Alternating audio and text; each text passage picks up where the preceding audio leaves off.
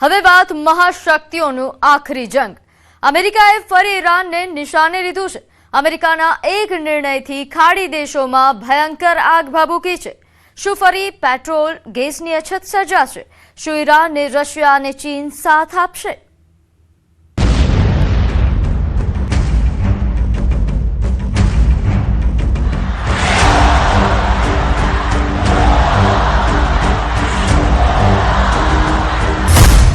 શું મુજતબાએ બેઇજિંગને બનાવ્યું war headquarter?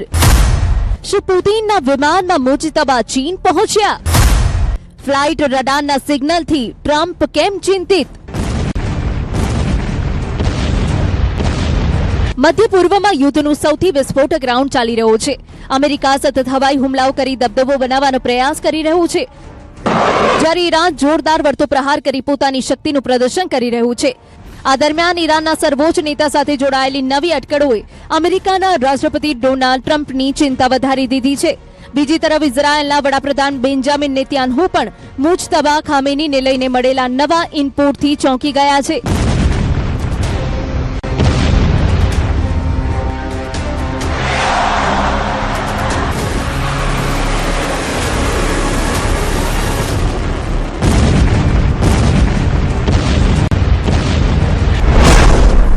કારણ કે તહેરાન છોડીને તેમની અન્યત્ર ખસેડાયા હોવાની ચર્ચાઓ તેજ બની છે। 13 જુલાઈએ રાષ્ટ્રપતિ વ્લાદિમીર પુતિનના આદેશ બાદ રશિયાનું વિશેષ વિમાન Tu-214PU મોસ્કોથી તહેરાન પહોંચ્યું હતું। થોડા કલાકો બાદ આ જ વિમાન તહેરાનથી ચીનની રાજધાની બેઇજિંગ જતું હોવાનું ફ્લાઇટ ટ્રેકિંગમાં જોવા મળ્યું। ચીન ઈરાનનો નજીકનો અને વિશ્વાસુ સહયોગી માનવામાં આવે છે। યુદ્ધ દરમિયાન ચીને ઈરાનને ખુલ્લો રાજકીય અને વ્યૂહાત્મક ટેકો આપ્યો છે। એવી પણ ચર્ચા છે કે ચીને ઈરાનને શસ્ત્ર વિકાસમાં મદદ કરી છે। જો મુજતબા ખરેખર ચીન પહોંચી ગયા હોય તો ટ્રમ્પ અને નેતન્યાહુ માટે તેમની સુધી પહોંચવું અત્યંત મુશ્કેલ બની શકે છે। જો કે આ માહિતીની હજુ સુધી સત્તાવાર પુષ્ટિ થઈ નથી।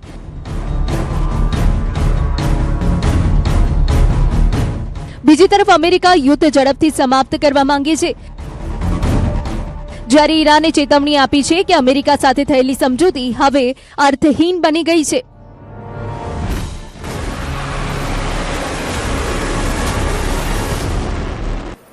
ما هم از اول گفتیم تعهد در برابر تعهد، ما مادامی تعهداتمون رو اجرا خواهیم کرد که طرف مقابل به تعهداتش پایبند باشه. در عمل هم نشون دادیم.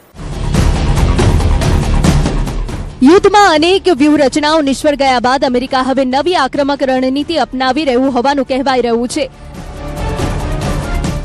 અમેરિકી નૌકાદળના અદ્યતન ડ્રોન અને સચોટ હુમલાખોર સિસ્ટમો દ્વારા નિશાનાઓને ટાર્ગેટ કરવામાં આવી રહ્યા છે, જેના કારણે ભારે વિનાશ સર્જાઈ રહ્યો છે। ઈરાન સામે જીત માટે ટ્રમ્પે ઉતારી છે એલિગેટર ફોર્સ। શું એલિગેટર ફોર્સ હોર્મુઝ ચોક પોઈન્ટનો જવાબ બનશે? 1000 પાઉન્ડના વિસ્ફોટોથી સુપર પાવરનો પડકાર। અમેરિકાનું આ સૌથી આધુનિક અને અત્યંત વિનાશક હથિયાર માનવામાં આવે છે। અમેરિકાના હુમલાઓએ ઈરાનના એક મહત્વના લશ્કરી ઠેકાણાઓને ભારે નુકસાન પહોંચાડ્યું હોવાનું કહેવાય છે। આ હુમલાઓમાં સૌથી વધુ ચર્ચામાં રહેલું સ્થળ છે બુશેહર।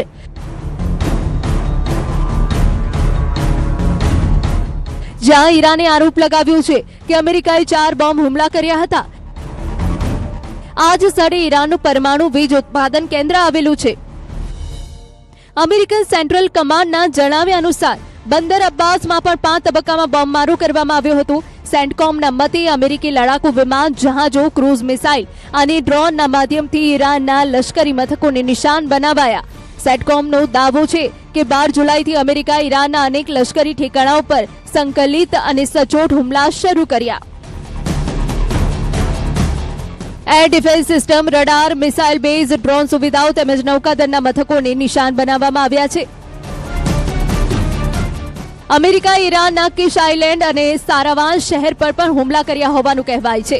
કિશ આઇલેન્ડ અને પર્શિયન ગલ્ફમાં આવેલું ઈરાનનું મહત્વનું પ્રવાસન અને ફ્રી ટ્રેડ ઝોન છે। હુમલામાં અહીં અનેક વિસ્ફોટ થયા હોવાનું કહેવાય છે, જ્યારે સારાવાન બલુચિસ્તાન પ્રાંતમાં આવેલા સારાવાન શહેરને પણ અમેરિકી મિસાઇલ હુમલામાં ભારે નુકસાન પહોંચ્યું હોવાનો દાવો છે। આ શહેર આ પાકિસ્તાનની સરહદ નજીક આવેલું છે. ટ્રમ્પનું મુખ્ય ધ્યાન હોર્મુઝ વિસ્તારમાં ઈરાનને ઝડપથી નબળું પાડવા પર કેન્દ્રિત હોવાનું કહેવાય છે. ટ્રમ્પે જણાવ્યું છે કે અમેરિકા હોર્મુઝ જળમાર્ગની સુરક્ષા સુનિશ્ચિત કરશે અને ઈરાન સામે ફરીથી નાકાબંધી લાદવાની જાહેરાત કરી છે. We are just going forward. We're attacking them tonight. We're taking out all of their capability for anything having to do with the Strait, with the Hormuz Strait. And I think in the end, we will end up just controlling the whole thing.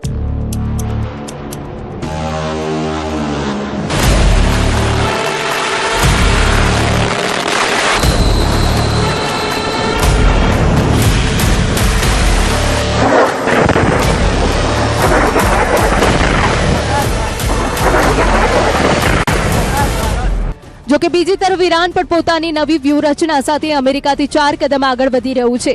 જ્યારે America હોર્મુઝ મોરચે ધ્યાન કેન્દ્રિત કરી રહ્યું છે, ત્યારે ઈરાને બીજા તેલ માર્ગ પર દબાણ વધારવાનું શરૂ કર્યું છે. ઈરાને હૂથી લડાકુઓ મારફતે સાઉદી અરેબિયા સામે નવા મોરચાની શરૂઆત કરી હોવાનું કહેવાય છે. 2 જુલાઈએ યમનની સના એરપોર્ટ પર ઈરાનનું વિમાન પહોંચ્યું હતું, જ્યાંથી હૂથી નેતાઓને આયતુલ્લાહ અલી ખામેનીના અંતિમ સંસ્કારમાં લઈ જવામાં આવ્યા હતા. ત્યારબાદ પરત ફરતી વખતે તણાવ વધુ વધી ગયો અને સમગ્ર વિસ્તારમાં સંઘર્ષની સ્થિતિ વધુ ગંભીર બની ગઈ. સના એરપોર્ટ પરનો હુમલાનો બદલો લેવા માટે હૂથી લડવૈયાઓએ સાઉદી અરેબિયાના અભા એરપોર્ટને મિસાઇલો અને ડ્રોનથી નષ્ટ કરી દીધું.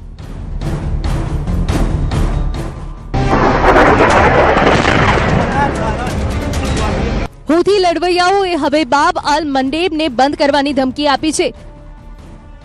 સાઉદી અરેબિયા અને હૂથી લશ્કર વચ્ચેનો મિસાઇલ અથડામણ યુદ્ધનો વિસ્તાર છે, જ્યારે યુદ્ધ ક્ષેત્રો અલગ છે. આ યુદ્ધનું પરિણામ હોર્મુઝ કરતાં પણ વધુ ખતરનાક હોઈ શકે છે, કારણ કે પશ્ચિમ એશિયામાં 2 ચોક પોઈન્ટ છે. પહેલો હોર્મુઝ છે, જ્યાં ઈરાનનું વર્ચસ્વ છે. બીજો બાબ અલ મંડેબ છે, જ્યાં હૂથી લડવૈયાઓ શાસન કરે છે. જો આ 2 ચોક પોઈન્ટ બંધ કરવામાં આવે છે તો વિશ્વ ફરી એકવાર તેલ માટે ગભરાટમાં મુકાઈ જશે. જો બા અલ મંડેબ બંધ થઈ જાય તો 12% થી 15% દરિયાઈ વેપાર અટકી જશે. રોજિંદા 7 મિલિયન બેરલ તેલ પસાર થતું બંધ થઈ જશે. 8% LNG શિપિંગ અટકી જશે. દક્ષિણ આફ્રિકાની આસપાસ ફરવું પડશે.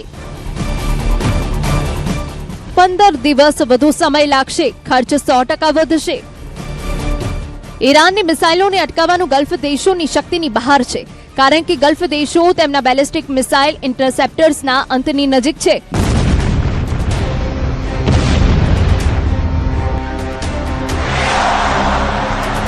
અમેરિકા લશ્કરી થાણાઓને સુરક્ષિત રાખવા માટે તેના ઇન્ટરસેપ્ટર્સ તૈનાત કરી રહ્યું છે.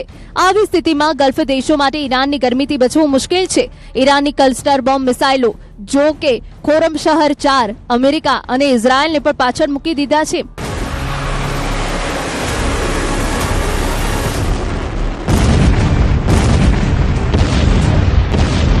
ઈરાને જાહેર કર્યું છે કે ઓપરેશન નસર 2 એક એવો હુમલો છે જે અમેરિકાને નર્કમાં મોકલી દેશે. ઈરાનમાં ઓપરેશન નસર 2ના બીજા રાઉન્ડમાં હુમલાઓ શરૂ કર્યા છે, જેનું કોડ નેમ કથરત અલ હુસૈન છે. دفاع پاسداران انقلاب اسلامی همچنین در اطلاعیه‌ای اعلام کرد 2 فروند سوپرنفتکش متخلف در هنگه هرمز مورد اصابت قرار گرفتند. در اطلاعیه روابط عمومی سپاه آمده ارتش تروریست آمریکا که از شکست‌های مکرر عبرت نگرفته است، تلاش کرد تعدادی شناور را از مسیر غیر قانونی عبور دهد. در پی این تخلف نیروی دریایی سپاه 2 فروند سوپرنفتکش را که با